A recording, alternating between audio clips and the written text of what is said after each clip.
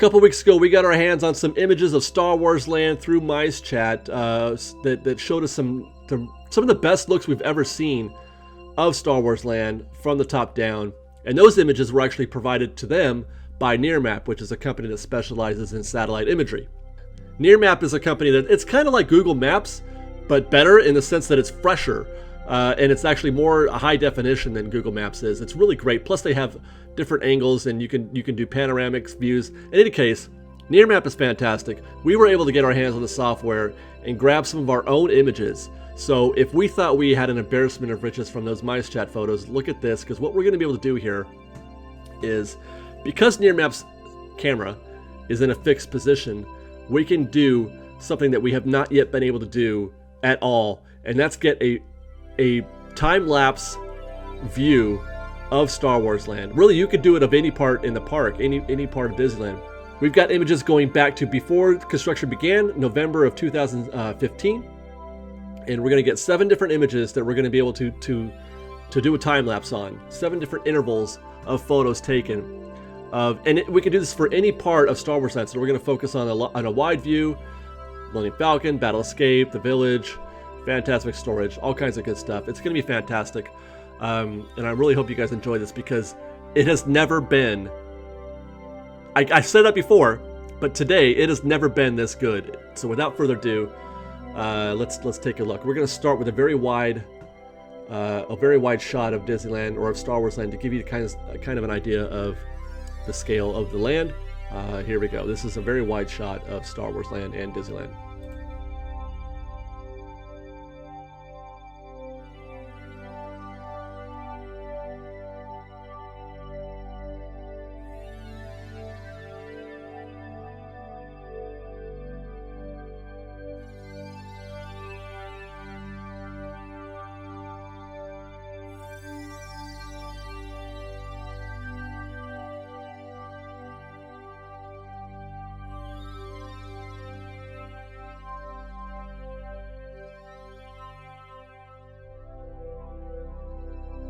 And then we're going to go a little tighter to focus in a little bit more on just the Star Wars Land portion of the park.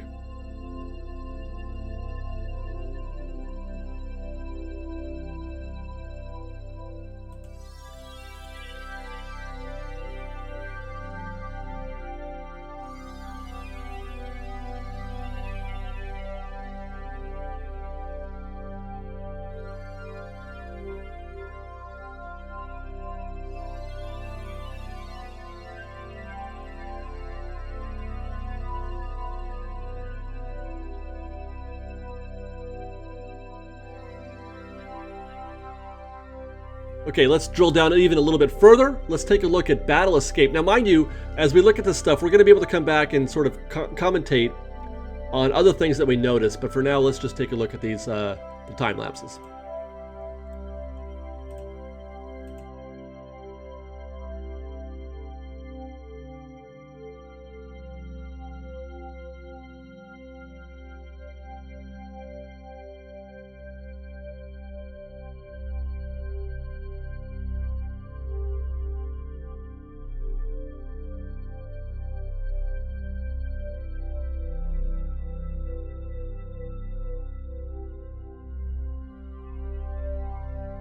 Next up is the Millennium Falcon.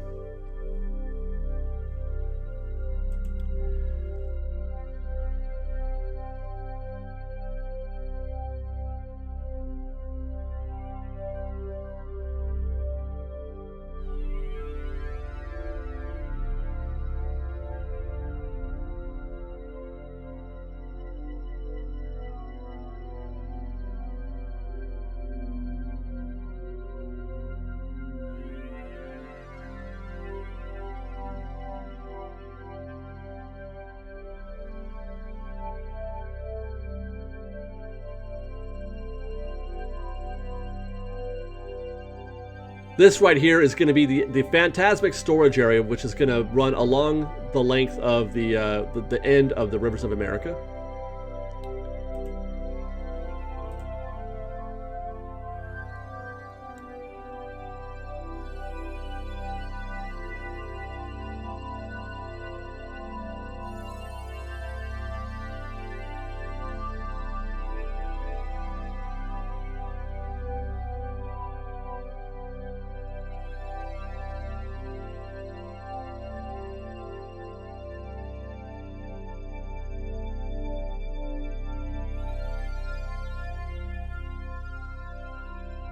And then this one here is going to be the village or the marketplace, the shops, the main shopping area of Star Wars Land.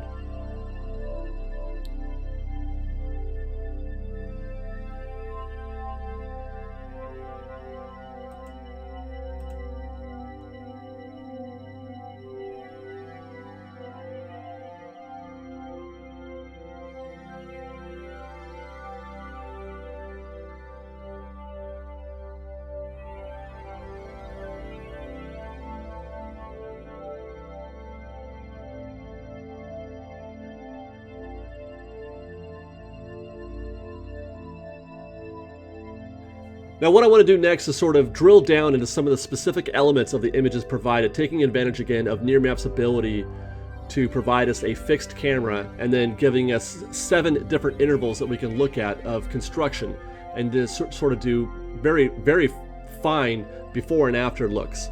And we're going to start with Battle Escape, and we're going to start with the pool. And the first thing I want to do when looking at the pool is highlight what areas the pool is. Now, we call it the pool because you could tell from Mickey and Friends that it was being dug below grade. It was a good 15-20 feet below grade. I can't say that for sure, but that's just what it looked like. If you were to put a person down there, they would disappear in whatever hole it was that they dug in there from our view, from Mickey and Friends. So that's the pool, the area highlighted in yellow, obviously. And now the next question is, how does this fit in with the rest of the building? At the time we weren't sure how big the building was going to be, and we thought perhaps that is the total size of the building. Well, if we jump 2 intervals further, you can tell it is a very small portion of the Battle Escape building, very, very insignificant portion. Now, the reason why I want to look at this is because I want to look at the pool and how it relates to passenger conveyance, how it relates to the queue, how it relates to transitioning guests from one part of the attraction to the other, because I believe that's what its function was. So if we go back to just the pool, notice that there's 2 areas. There's the pool proper, and then on the left you have an inlet or an outlet, and on the right you have an outlet. One in the middle, one in the lower right. Each one is, in my guess, connecting to the next phase of the attraction. We know, for example, if we jump forward again, that they're building a queue. That's the queue in the lower left corner of the image. They're building a queue, and we know that they're building that cave, that tunnel where guests can walk through. That tunnel is going to feed into that building in the lower left, and then that building is going to feed into the hangar, which is just now being constructed. As a matter of fact, let's go one further. So the queue feeds into the hangar, and that's what we're going to try to figure out, is how does the hangar interact with the Super Collider. We'll go back again one more, because I like this view of the building, because we can see how the Super Collider sort of fits into, it's nested in the hangar building. So the question is, what comes first? Do you go into the Super Collider first, or do you go into the hangar first? Because the common thought that we're having right now is that the Collider is a means of conveyance, of getting you from one point in the attraction to another. I'm not sure if that's the case anymore. In looking at this, it's possible that you go through the hangar at some point, maybe up and around and through. You go all the way to the top, you come back down, and then you enter the Super Collider, and then the Collider fits in. That's our first inlet. The Collider fits into the next phase of the much bigger.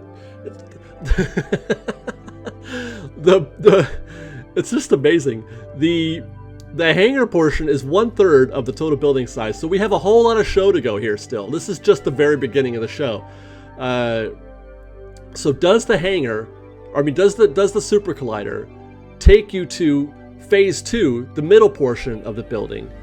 My best guess is that you actually enter the hangar first. You're going to do some show in the hangar, and that's what we've seen in the concept art, that hangar concept art. You'll have some show there, and then that's the escape portion. The Super Collider begins your escape from that hangar. It's kind of Star Toursy in that sense of how that show begins. It's leaving the hangar. Now, I don't know if this building is going to take us into space or not, like Star Tours does. That would be, I kind of hope not. I want to stay on the ground here if at all possible.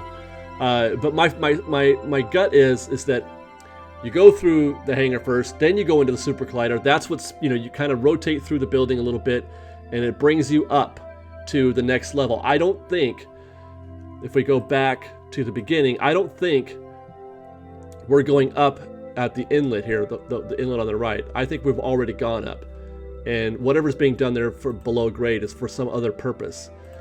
And that by the time you enter the middle portion of the building, you are already above grade. You're already, or I should say at ground level where the hangar, where the attraction building is.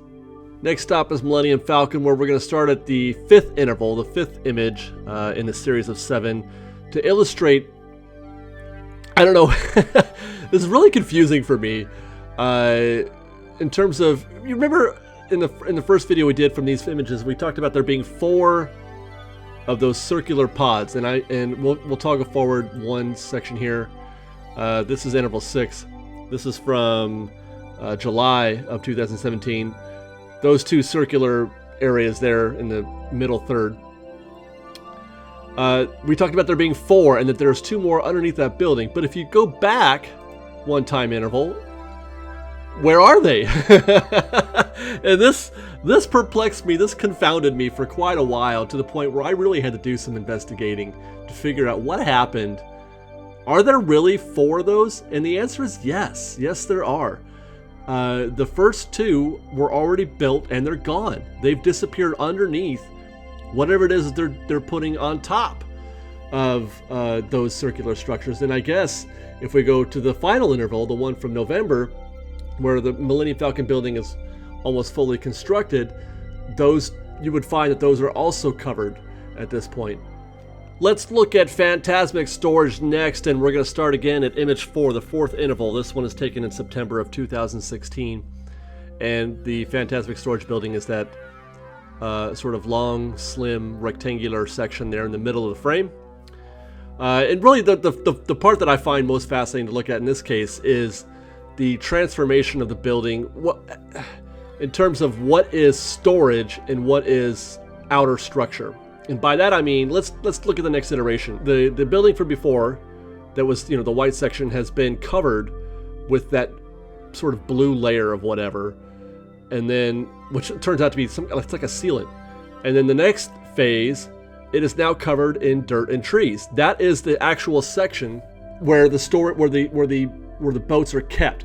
If you look right here where that waterfall is in the middle, you turn left from the river, and then you turn right. Let's go back. There's the river. You're going to go underneath the waterfall right there. You're going to go in and turn right, and then underneath that blue section is where the actual boats and everything will be stored. And then, so the trees and the berm and the dirt and all that is above the actual storage area. And then the area behind that, the white structure there that's remaining, is the admin stuff. And that's what we had to look forward to, by the way, when we start seeing like the cavernous cube being constructed for Battle Escape. We're going to see a blue layer, I would imagine, pretty soon. Or if we do see one, then we can expect more mountain and trees and dirt and stuff like that to be put in on top of it. Now I got this next image to give us an idea of what the expansion area might be. When the concept art first came out, it was indicated that a certain area had been set aside for future expansion. We don't know if that was a 3rd attraction or just more Galaxy's Edge or what have you. Our understanding, though, is the area, it's the far right corner, the back right corner of the land where those 2 admin buildings are currently.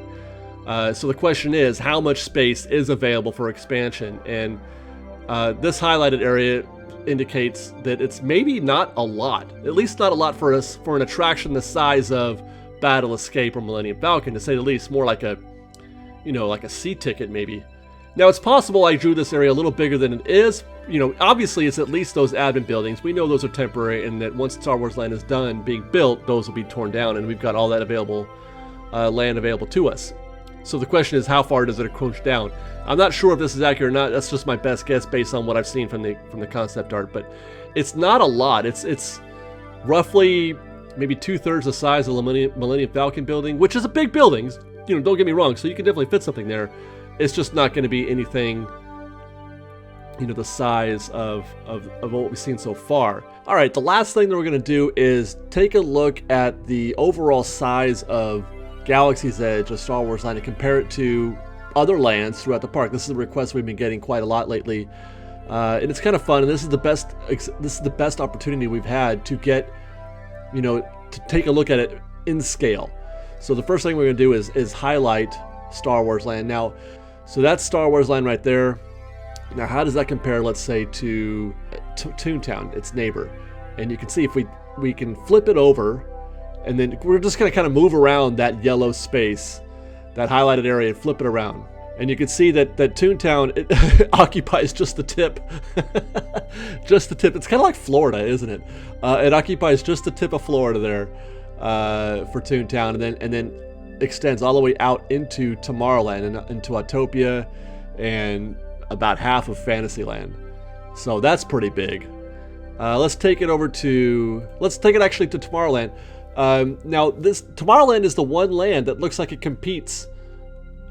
Not only competes, it's bigger than Star Wars Land. It's the only land that is still bigger than Star Wars Land, but a lot of that has to do with Autopia. Autopia has a very large footprint. Autopia's footprint is the size of a land, which obviously is the reason why a lot of people would like to see Autopia go, so you could fit more stuff in there.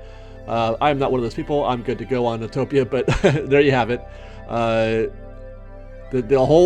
entirety of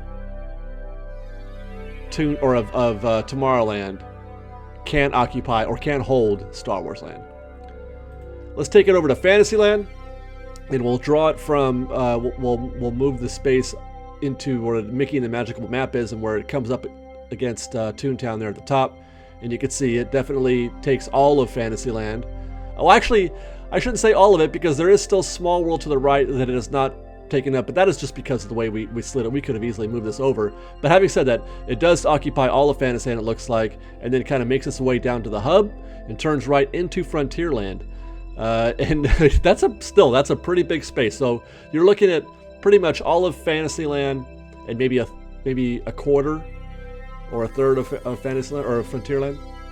And then finally we'll compare it to Adventureland, and this is where we really get a good idea of what size land this is. That is all of Adventureland, plus I'm going to say all of New Orleans Square.